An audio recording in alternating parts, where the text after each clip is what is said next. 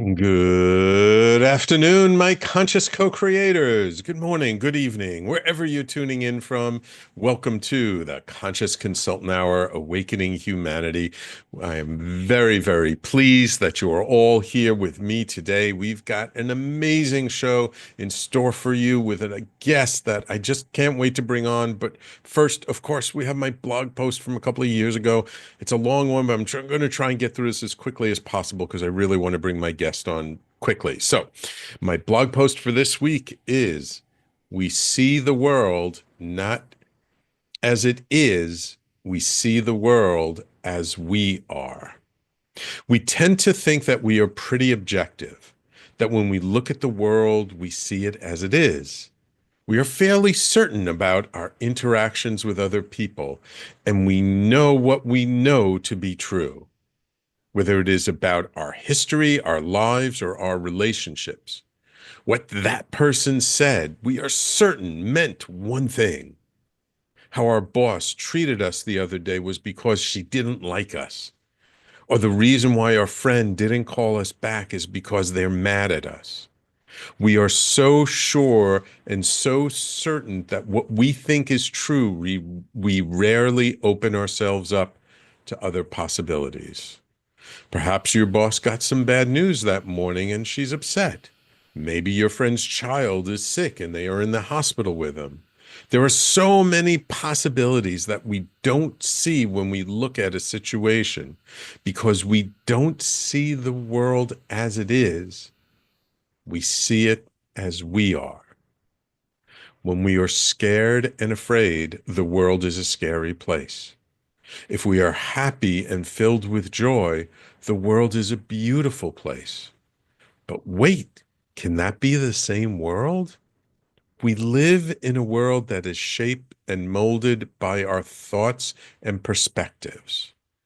There are things where things happen because of the reason we come up with. And those reasons are merely a reflection of how we feel about ourselves. How we truly feel about ourselves is constantly reflected in the stories we come up with about what is happening around us. When we feel good about ourselves, then wonderful things are happening to reward us. Should we feel we are unworthy and bad, then the world is trying to punish us. Both can be true and neither. For what is happening regardless of the meaning we make of it. Why things are happening the way they are is unfathomable. There may be 1,000 reasons why things are the way they are. When we choose only one and latch onto it, we are limiting our view of the world. We love to make meaning of every little interaction and experience we have. The true meaning may be something far beyond our understanding. So if we are going to assign a meaning to any given situation, why not assign a meaning that uplifts and empowers us? It is our choice to see the world as a dark, scary place. Yet we can also choose to see the world as a hopeful, beautiful place. We can choose to believe that people are bad and evil and the world is going to destroy itself.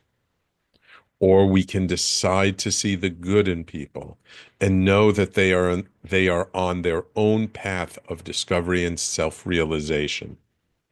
It is not about seeing the world through rose-colored glasses. Rather, it is about being more conscious of how we feel and noticing how that affects our interpretation of events around us. The understanding can help us navigate the world with a deeper appreciation of who we are and the part we play in it. For in the end, it is not about who is right and who is wrong. It is about how to live a more kind, more loving, and more compassionate life. Not because it benefits other people, because it benefits us. And in the end, it is that And is that not the type of world we want to live in? So, um, wow, there's a lot to this blog post. I could probably spend an entire show just talking about what I put in this, but I think I'm just going to leave it there. Um, there is always a choice. We always have a choice how we see the world. And when we're conscious about that choice, then we can live from a more empowered place. And I'm not saying we should look at everything as rosy and peachy and rainbows and unicorns. But when we're truly grounded and we truly face the challenges in our life, they don't have to be scary things. They don't have to be condemnations of who they are. They can just be the way life is right now at this moment, which will change in the next moment. So that's my blog post. It's entitled, We See the World Not As It Is, We See the World As We Are. You can always find my blog post on theconsciousconsultant.com or, of course, on talkradio.nyc/blog. All right. I truly, truly am honored to welcome to the show professor, writer, and researcher, Dr. Rick Strassman. Dr. Rick Strassman is an adjunct associate professor of psychiatry at the University of New Mexico School of Medicine. From 1990 to 95, he performed the first new human research with psychedelic drugs in the United States in more than 20 years, studying the powerful naturally occurring compound DMT as well as many others. He is the author of several popular books on the topics of psychedelics, including DMT, the Spirit Molecule, which is a real seminal work, the Psychedelic Handbook, and DMT and the Soul of Prophecy. In his most recent book, My Altered States, Dr. Strassman analyzes dozens of episodes of altered consciousness that occurred during or are intimately tied to his life between birth and young adulthood. Just as significant as the ecstatic, blissful experiences are the uncensored and, at times, painfully unvarnished narratives of the less elevated ones. Dr. Rick, welcome to the Conscious Consultant Hour. Well, thanks, Sam, for having me. My pleasure. It's truly a pleasure having you here. Um, I always like to start off to give our audience who might not be as familiar with you a little bit of background. So let's just start with what got you initially curious about psychedelic medicines and what kind of put you on this path of becoming a researcher of these medicines. Well, I think it was a case of research being me search. Um, when I was younger, I was kind of an anxious kid. I came from a somewhat, traumatic alcoholic, family. My first few months at college, I smoked hashish for the very first time. Um, I began college as a chemistry major. I used to build fireworks and bombs as a kid, and started off as a chemistry major, hoping to begin my own line of fireworks. Um, so that was kind of the driving force behind my intellectual pursuits. Um, that first experience with a cannabis product. It was quite high potency, and it Mm, was fully psychedelic. Um, mm, there were purple and green and blue clouds coming out of my stereo speakers. I was ecstatic for the truly mm, ecstatic for the first time in mm, my life. My inner dialogue or inner monologue of self-criticism and uh, condemnation and anxiety about the future and the past just melted away. mm, I perceived things about sound that I'd never imagined. I had a shared I'm a shared hallucination with my roommate, and and all of this occurred within a few minutes of smoking some plant material. mm, And I thought to myself, it's chemistry. what is different about me and my brain that wasn't the case 10 minutes ago. So that kind of got me on the path of wanting to know, how that worked. How did that happen to be? And it also stimulated my curiosity, to have more experiences like that, drug induced or otherwise. Um, yeah. And a few years later in college, as I was in my junior and senior years, I was exposed to, meditation and other psychedelics. And that began my interest in looking for a biological basis of spiritual experience, as it were, which began with looking at the pineal gland once I started doing clinical research, and then gradually shifted to the strictly psychedelic space. And how did you come to be the researcher on that project at the University of New Mexico in 1990 after, drugs being vilified in the 70s and 80s? How were you able to get to be on that project? Well, it was a 2 year protocol, or Mhm. winding through the bureaucracy. One of the chapters in the spirit molecule is called the labyrinth, and it painstakingly details those 2 years of phone calls and faxes. This was 1988 that I began working on this study, or all of the paperwork required. Um, so it was the first, serious application to FDA and the DEA to study psychedelics, since the passage of the Controlled Substances Act in 1970. I had, previously tried to get an MDMA study off the ground in 1985 and 1986, Oh, and it okay. was, quashed, by the, powers, that Mhm. were uh, at FDA at the time. So I learned what to do, what not to do this time around with DMT.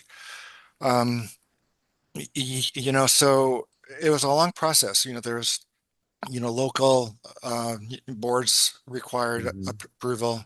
I think there were three boards at UNM: the Scientific Advisory Panel, the department scientific panel, and the IRB.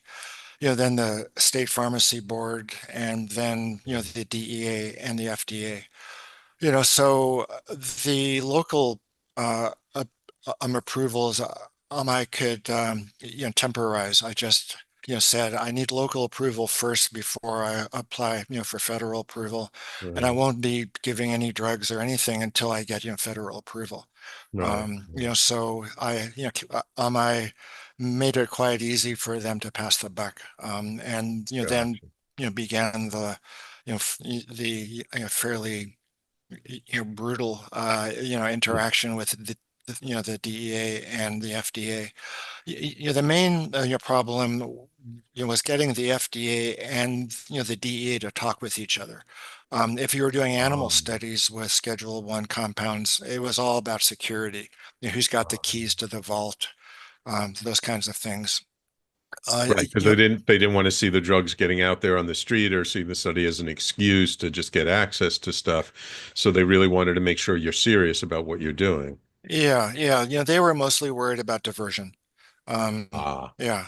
Yeah, so the FDA with experimental human drug studies, they are, interested in, the safety and, Mhm. the scientific merit of the study. So generally, they occupied, different arenas, different spheres. Right. Right. So that required a lot of, legwork to, get them to start talking with each other. Mhm. And once the study was approved, in principle, I needed to locate a source of DMT, which Mm. was another wild goose chase, until I found a colleague, chemist at Purdue, Dave Nichols, who agreed to make the DMT. Oh, Um, yeah, so it was tenacity, and I yeah. really wanted to get this study done. And until they said no, I figured that meant possibly.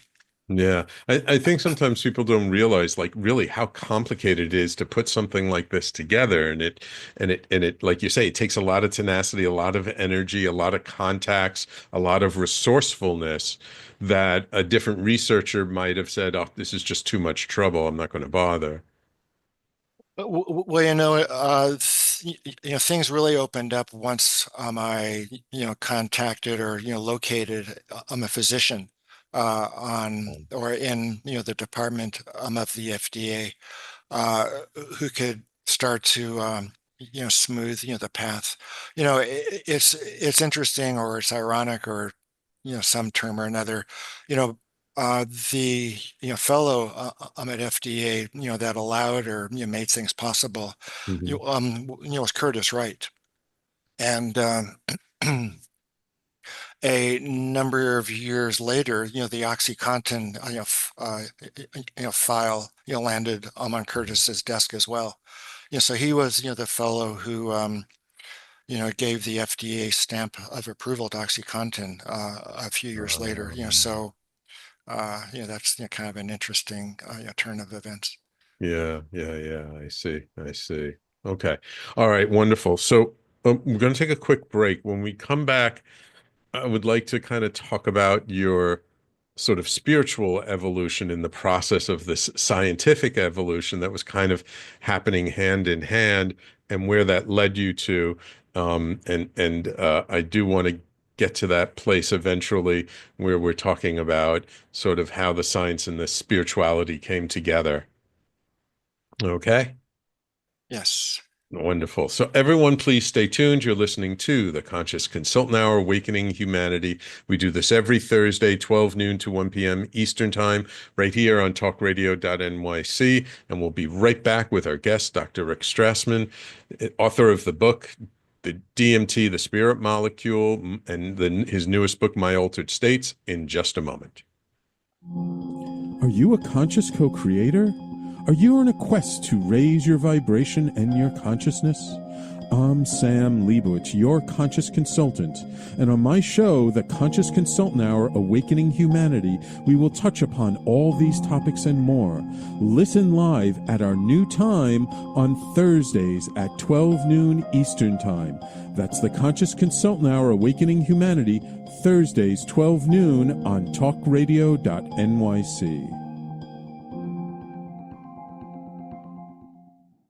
Are you a high-achieving, growth-oriented leader? Are you interested in developing your authentic leadership while creating a healthy, inclusive workplace? Hi, I'm Dr. Mira Brancu, host of The Hard Skills on talkradio.nyc at 5 p.m. Eastern on Tuesdays, where we discuss how leaders develop the hard skills needed to make a greater impact. We interview experts, have live coaching, and tackle these challenges. Listen to The Hard Skills on Tuesday at 5 p.m. Eastern on talkradio.nyc. You're listening to Talk Radio NYC. Uplift, educate, empower.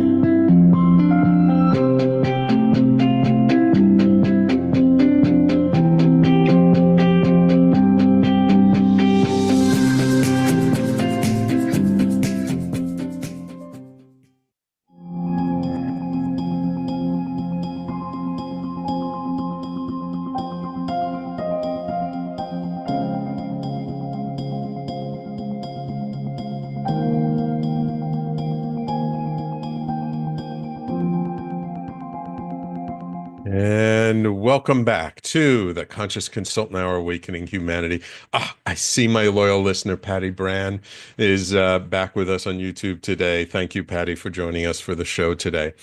Dr. Rick, so while you were conducting this research, um, you were also, after that initial experience, you were also finding a path for yourself in terms of your spiritual life, in terms of, your belief systems. I'm curious, what that was like and how maybe it related to your interest in psychedelics. Right. Well, in California, in the late 60s, early 70s, there was an influx of both, psychedelic drugs, but also Eastern religious schools, methods of meditation. So back then I was getting a little burnt out on taking LSD every weekend, and thought I'd give my brain a rest. And I learned transcendental meditation in 1971 or 72. Yeah, Mm, and I enjoyed the feeling of relaxation. It certainly wasn't psychedelic. mm, Um, and I kind of drifted away from TM. I wasn't all that interested in Hinduism, the Bhagavad, mhm. the Bhagavad Gita, Yeah. and Maharishi's lectures weren't especially inspiring. It so happened that there was a class at Stanford by one of the newly minted graduate students from University of Wisconsin, who got a PhD in Buddhism, which was a thing back then. Mhm. The Department of Defense was worried about these monks that starting themselves on fire in Mm, Vietnam, and they funded a number of major universities to start departments of Buddhist studies. Well, like, is Buddhism a national security risk? What is mm, Buddhism? mm, And so one of the graduates ended up at Stanford, and I took a course on Indian Buddhism, which is the original Buddhism. Yeah, and I love Buddhism, and I was kind of a cheerleader for a year or so after learning about it. It fit in with the flashes of insight that I had gotten on psychedelics about things not being quite what they seem to be. mhm, That there was another way of viewing reality, that there was a portentousness and a significance to everyday life that was there, but it eluded me beyond just those flashes of insight. And in Buddhism, I found at least a cognitive model, ethical model, a moral model, which comported with those flashes of insight and those feelings of certainty, which I had glimpsed in the psychedelic state. Um, and from an academic point of view, the descriptions of some of the effects of Eastern meditations were quite similar mm, to what people would describe on a big psychedelic experience: extreme emotions, bliss, terror, visions, voices, out of body experiences, insights into the nature of reality. So they kind of went hand in hand. Um, uh, so a few years after that, I started to study Buddhism and to practice it, seriously, personally, under the supervision of a Zen order.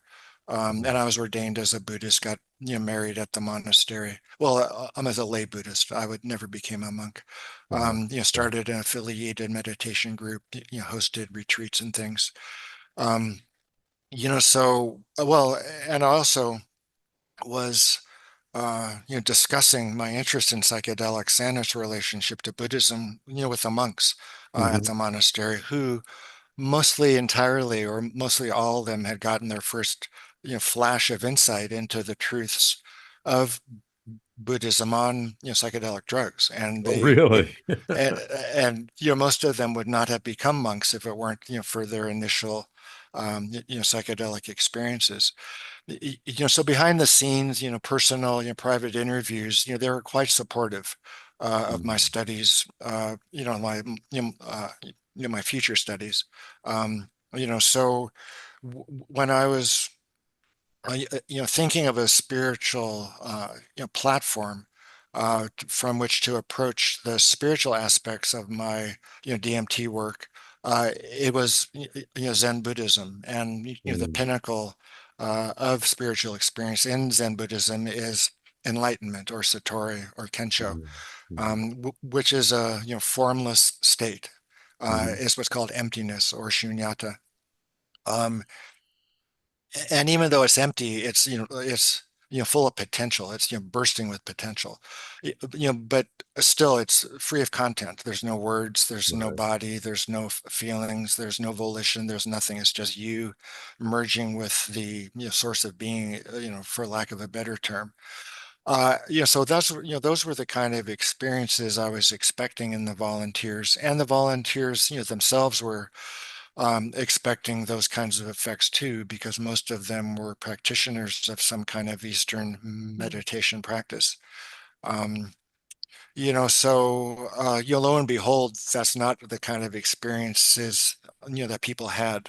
The vast majority were full of content with which the volunteers interacted. The personality was maintained, even perhaps strengthened. There was the ability to question and answer. Um, there were emotions, there were effects on body awareness.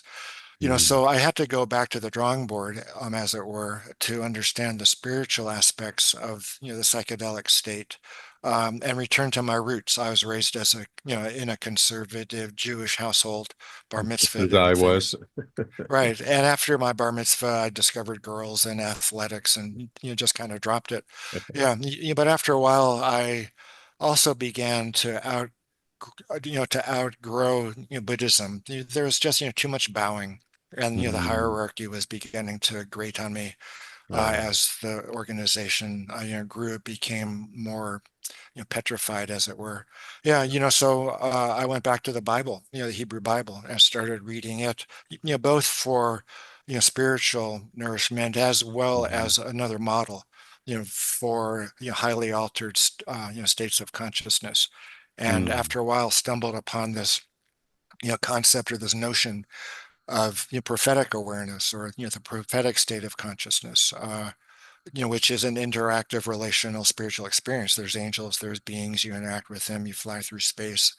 There's visions, voices, all those things, which are the hallmark of the DMT experience. Right, because the idea of a prophet, an ancient prophet in the Jewish tradition, angels would come down, they'd have these amazing experiences, and you found a lot of correlation between that and the idea of the DMT entities and the beings that people can connect with and have reported experiences with on DMT. Yeah, yeah. Well, so this book came out in Yeah. 2014, DMT and the Solar Prophecy. Yeah, Mhm. so like as I was, reading the Hebrew Bible, I was really impressed with, the phenomenological overlap between the prophetic state and the DMT state. And I made a, very, careful comparison, that's, the middle third of the book. Mm. And then started, seeing how the states, differed. And there were two major ways. One was the Mhm. sophistication of the interaction between the beings and the observer, and the other was the enduring nature of the prophetic message, as compared to the message on the psychedelic state, which was mostly personal, rather than Ah. cosmic. So you were saying like in terms of the Bible and the revelations that the prophets had, they were more uh, broad, more enduring, more all-encompassing, whereas in the study, the revelations that people got from the entities were more sort of personal, their own life, what they should do. Um, that's quite interesting. Yeah, Um, more psychological, than religious or theological. And when there were theological insights, they weren't mhm. especially profound. They were kind of cliches in a way. Ah. For example, love is all there is. That may be true. It might not be true, but but in either event, it wasn't especially novel. Right, right, right. Nothing new. And I'm wondering, do you feel that was maybe because of the societal context that the prophets were in versus doing sort of the study that, in sort of in ancient times, the belief and the religion, it was like so infused in the societal culture compared to today, we're much more scientific. I'm an introspective. I'm just wondering, do you feel like that's more of a societal or context or something else? Oh, well, that's a huge question. And it looks we're about to take a Yeah, break, we're but about to go to break. Don't worry about it. We can touch upon it and then we'll go to break and we'll finish up when we yeah, come back. okay. Yeah, well, it depends on the source of the visions. Mm. Is it from a divine source, or is it from being injected with a drug, by a Mm. psychiatric researcher? Right. Um, And I think it also involves the nature of the recipient. What's their virtue, what's their moral and intellectual standing. Mhm. So if and well, the one of the theories I put forth in the prophetic states book is that endogenous DMT made by the brain Mhm. mediates the visions and the voices in Mhm. the prophets, but the Mhm. content or the information that one extracts from the visions and the voices is dependent on the person of the prophet. Mhm. So there's a couple of differences in which one or by means of which one could distinguish. Gotcha. Gotcha. Okay. Um, so let's take our break, our next break, and when we come back, let's talk about like what you've learned since then. Like, what did sort of writing the book on DMT and the Soul of Prophecy, and what kind of brought you up to the place of coming out with this new book, My Altered States, where you're really reflecting on your own psychedelic experiences, but just kind of what was sort of that path, okay? So, everyone, please stay tuned. You're listening to the Conscious Consultant Hour, Awakening Humanity. We're speaking this hour with Dr. Rick Strassman, author of the book um, DMT and the Spirit Molecule, DMT and the Soul of Prophecy, and My Altered States. And we'll be right back in just a moment. Hey everybody, it's Tommy D, the nonprofit sector connector, coming at you from my attic. Each week here on talkradio.nyc, I host a program, Philanthropy in Focus. Nonprofits impact us each and every day, and it's my focus to help them amplify their message and tell their story. Listen each week at 10 a.m. Eastern Standard Time until 11 a.m. Eastern Standard Time, right here on talkradio.nyc. Hi, I'm Linda Marcanico. The A Train to Sedona is a memoir about my journey to love and compassion. It's also the name of my new broadcast on Wednesdays at 12 noon. When we are spiritual, we embrace possibilities and ideas, which strengthen our mind, body, spirit, health, and wisdom. On the A Train to Sedona broadcast, I plan to interview guests who embrace these expansive practices. Join us on Wednesdays at 12 noon on Talk Radio New York City. You're listening to Talk Radio NYC at www.talkradio.nyc. Now broadcasting 24 hours a day.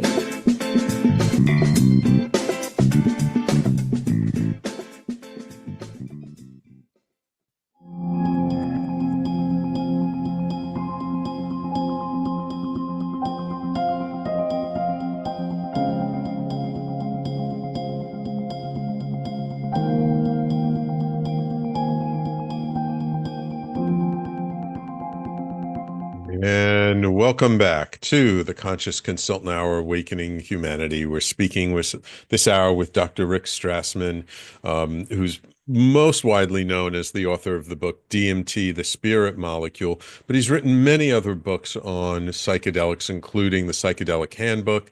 One in particular I'm really love, DMT and the Soul of Prophecy, which really talks about, as we started to touch upon in the last segment, his research into the connection between the Old Testament and psychedelic states, and his most recent book is entitled My Altered States, which is a book around the his own personal psychedelic experiences. So Dr. Strassman, um, and it's interesting, you talked before about having this Buddhist practice for many, many years, but then coming back to your roots of Judaism. And it's so interesting. There's so many people I meet who are very Buddhist in their tendencies or have really embraced sort of the Buddhist philosophy, like Lama Mike Crowley, who's a big proponent of psychedelics and the use in Buddhism. Um, and but I've also seen how many people within the Jewish faith, and in particularly even in the ultra-Orthodox Jewish faith, have started to really embrace using psychedelics for healing and to help themselves.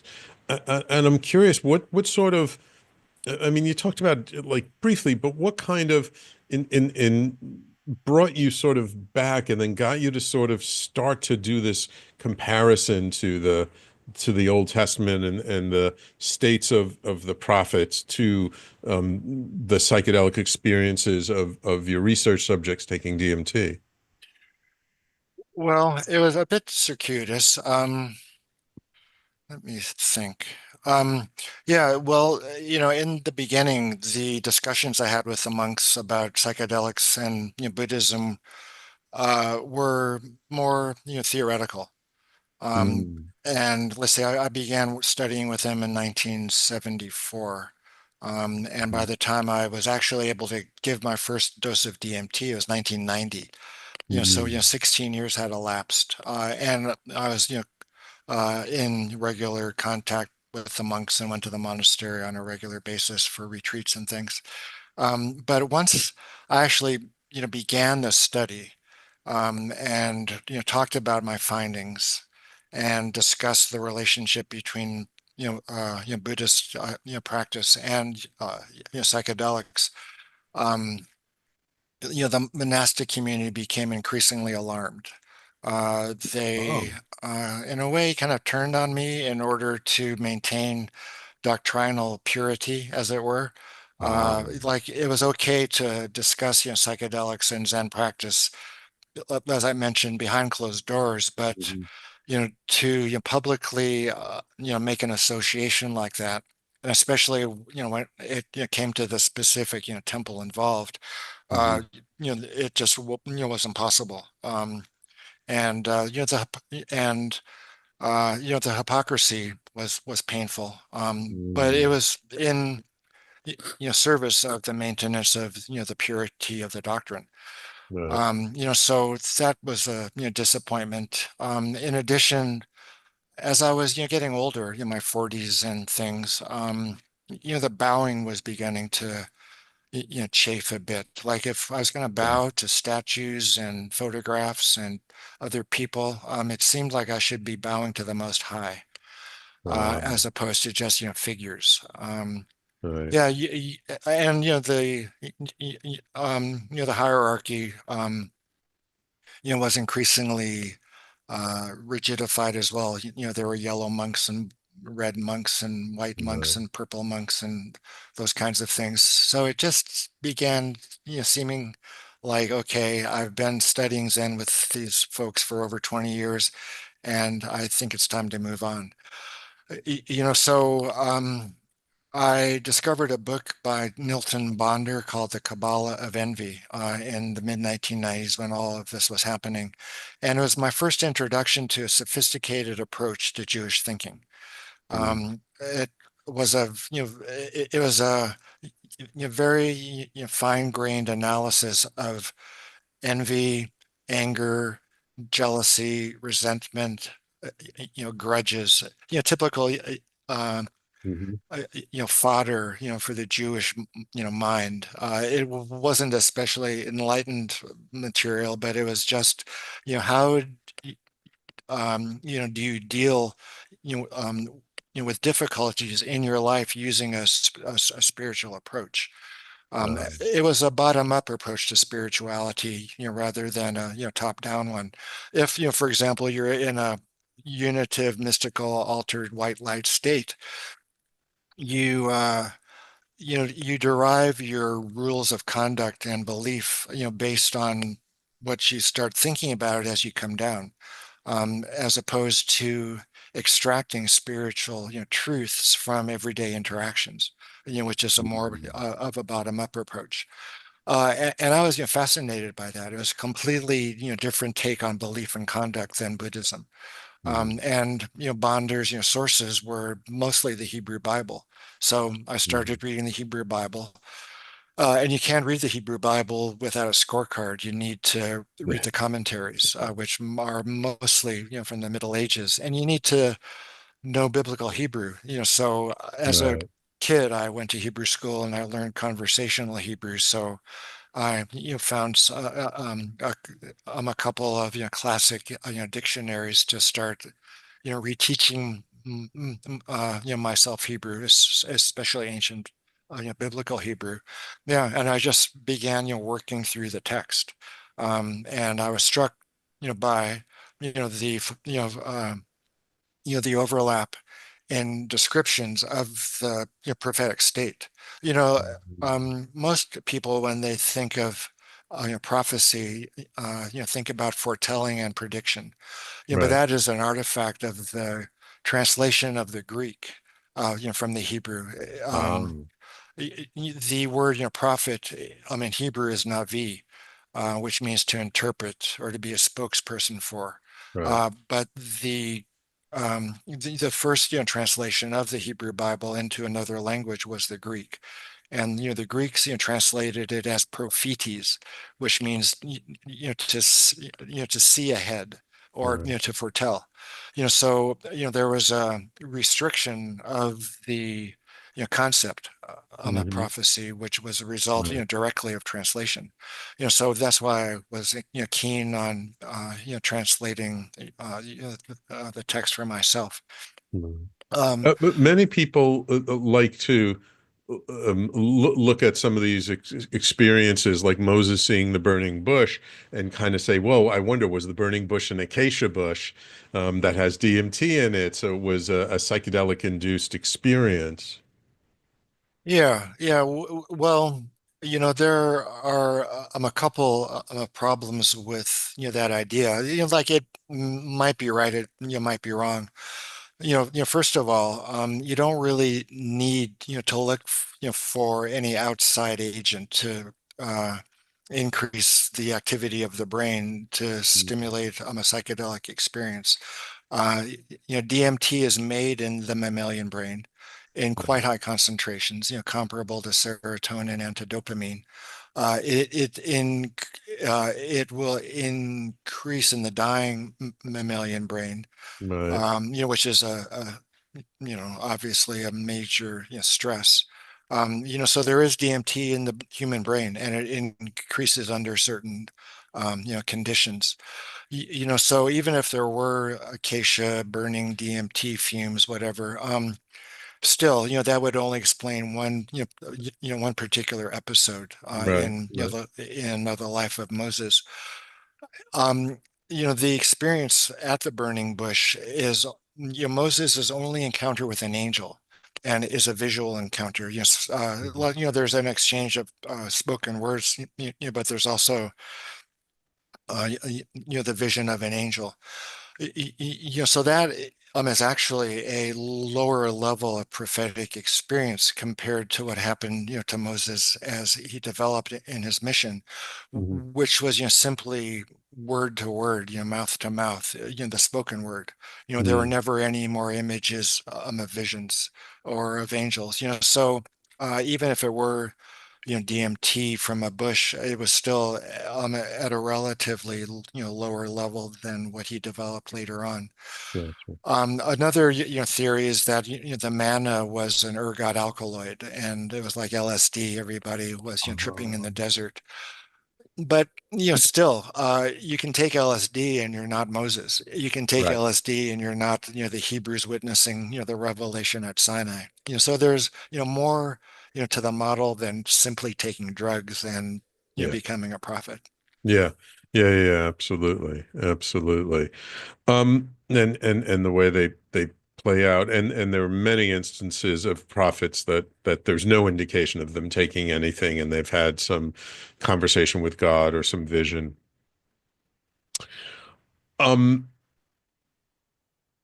I'm curious, just because you're so well known for the DMT research, how often have you tried DMT? Well, I've had one major breakthrough experience. Like I've smoked smaller Right. doses and kind of got close to it, but the first time I smoked it was a full on breakthrough. Yeah, that was 1987, 1986. Um, Yeah, Terrence McKenna was at a meeting I was at, and I was, talking about the pineal gland and DMT, and he came up after my talk and said, "Well, you want to try it?" Yeah, so I did, and yeah, it was like this major thing. Yeah, mm, so smoking, y- uh, smoking DMT, or taking any large dose of any psychedelic is not risk-free. yeah. And I figured, well, I got all that I needed out of that first big trip. I mean, it steered me away from melatonin into DMT. It set my career in a lot of ways. So I just didn't really see a need to take it again. In the meantime, though, I experimented with ayahuasca. I was a member of one of Ah, the legal ayahuasca churches in New Mexico for a while. uh, Drank it in a shamanic setting before that. So mm. Was that I the still Ubandaime or Santo Daime churches? it was on the UDV. UDD. Okay. Yeah, their headquarters is in Santa Fe. Gotcha. Gotcha. Okay. So we just got to take our last break. So when we come back, it kind of started us on that path, which now I want to talk a little bit about your newest book, My Altered States, and why you decided at this point to kind of reveal some of your own experiences and what you hope audiences will get out of that book. Okay. Great.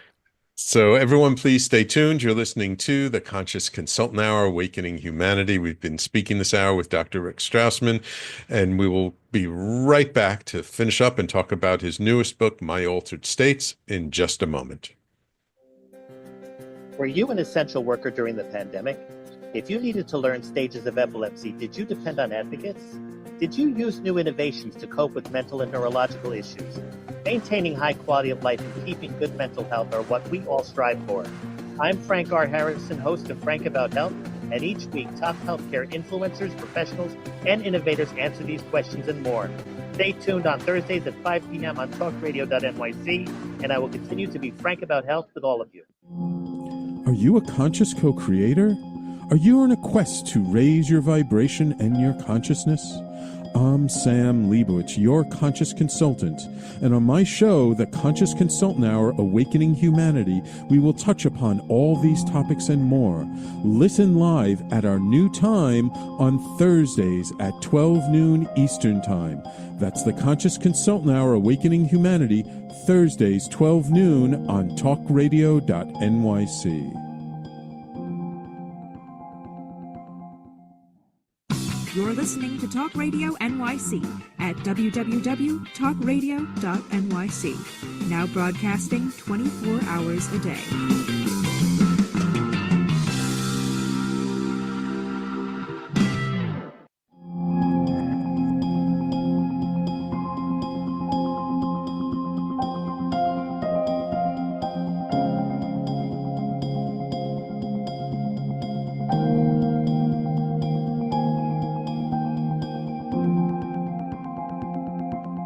And welcome back to the Conscious Consultant Hour, Awakening Humanity.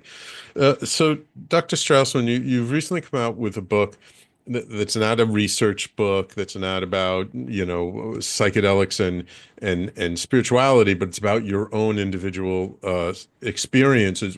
Why did you write this book at this time? For a couple of reasons. One was to provide a more nuanced approach to the psychedelic and other altered state experiences. Usually they're quite flowery. I took a drug, I had a mystical experience, and now I'm a lot better person. How did it change your mind? It's just it's a one-sided approach, and it isn't written, or those kinds of books aren't written by people with a lot of background in psychiatry or religious practice, psychotherapy, psychopharmacology. So I thought I could both give a more sophisticated approach, a more nuanced approach to the reporting, a little more unvarnished. Not with an agenda of demonstrating altered states are good or are bad, but they occur, bidden and unbidden. And what do you do with them? How do you understand them? It's a collection of narratives of a number of different altered states in the same person. There's cannabis, there's alcohol, psychedelics, meditation, depression, hypomania, trauma as a child. So it's a broader spectrum, as it were, of altered states. Um, and I've been collecting, or I've been journaling since I was I'm a teenager. And I just finished the Psychedelic Handbook, Hmm. which was very data heavy, like doses and side effects and molecular pharmacology. And I was looking around my office. Well, what do I want to work on next? And I have this huge pile of journal notes. I said, well, maybe I can make them into something interesting. Mm. So I revisited all of those journal notes, and I'm also had spent 4 years in psychoanalysis, up to 5 days a week on the couch, thinking through my past. I'm trying to understand it in a very uh, concerted manner for a number of years. Um, and if I didn't recollect the instances exactly historically accurately, at least I was able to pick up on the feelings of the Hmm. interactions with the people around which those experiences occurred and my own reactions to them. Mm. Um, so in a way, it's like, and it's cocaine, meets Hunter Thompson, and the Gonzo, self-reporting meets, Bill Burroughs, meets, Bukowski. So it's a literary work as well as a memoir and a scientific project. Like after each of the narratives, I have a reflections section, Mm. which kind of explains how the state occurred, why it occurred, how it took place, what I got out of it or what I did not get out of it. Mm. Beautiful, beautiful. Oh, it's plus it's illustrated, which is very Uh, cool. Marilee Chalice is a friend in Birmingham, Alabama.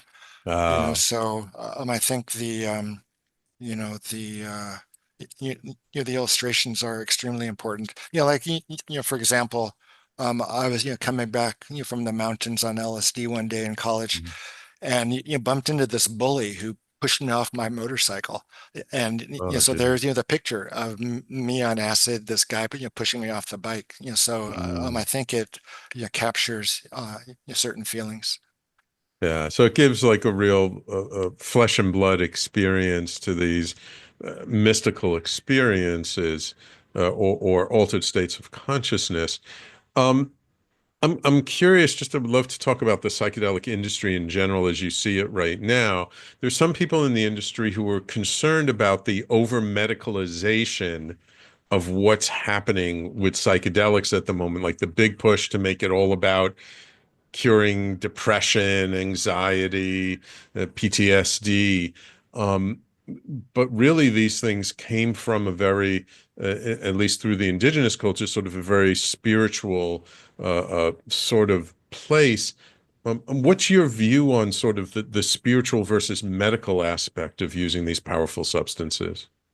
Well, I think that they need to be separated, or at least recognized as being categorically different. Mhm. I think that's one of the mistakes the Hopkins group made early on in their work with psilocybin. Mhm. Like I provided the Hopkins folks, Roland Griffiths, with all of my psilocybin data, which I had accumulated at UNM.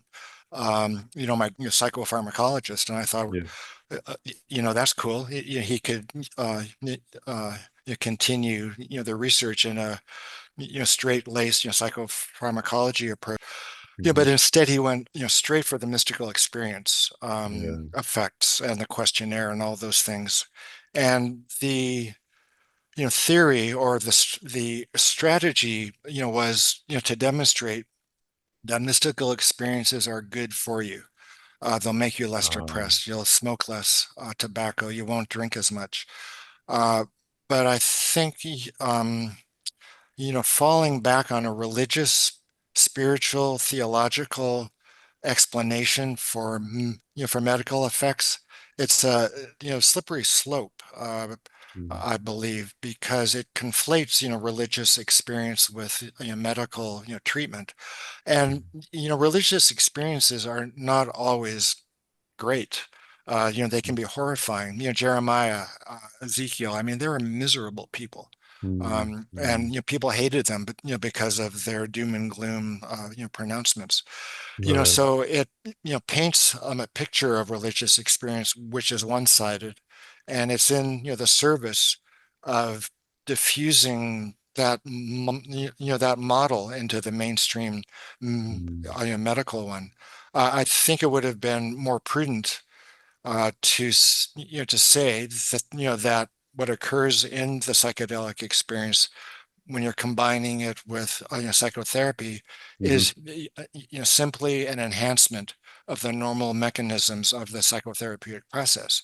Right. The transference and projection and Hmm. visualization of conflicts and abreaction and catharsis, those kinds of things. But instead, it was this whole new model of like it's religion and it's mysticism, and that's is what's going to help you. Um, and I think there has been a backlash against that the messianic model, which is contaminating in a way the medical one. Um, I Yeah, but think there's a there's always place for going. both, right? Yeah, I think you can have both. Like I think there's always going to be an underground, Mhm. psychedelic culture.